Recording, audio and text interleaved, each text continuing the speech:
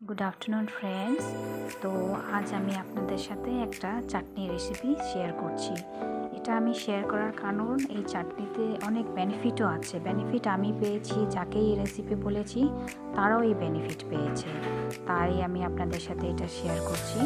তো এই চাটনি বানানোর জন্য আপনাদের দরকার কাঁচা লঙ্কা, পেঁয়াজ, রসুন, আদা, কালো জিরে যতটা দরকার ততটাই দেবেন, তার বেশি দেবেন না, কারণ বেশি দিলে চাটনিটা পুরো তিতো হয়ে যাবে।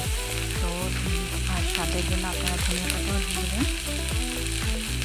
তো প্রথমে প্যানের মধ্যে সরষের তেল গরম করে এই সব মরিচগুলোকে হালকা হালকা ফ্রাই করে নেবেন। আর ধনে পাতাটাকে লাস্টে দেবেন, যাতে সেন্টটা আসে, ধনে পাতার সেন্টটা আসে থেকে যায়। তো চাটনিটা যখন প্রিপেয়ার হয়ে যাবে, তো এটাকে আপনারা মিক্সি শিলপাটা এটাতেও আপনারা পেস্ট করে নিতে পারবেন। আমি মিক্সিতেই পেস্ট করেছি। আর পেস্ট করা হয়ে গেলে এখানে হালকা কাঁচা সরষের তেল দিবেন। তো আপনারা এটা ট্রাই করবেন, এটা অনেক উপকারী, এই চাটনিটা অনেক উপকারী।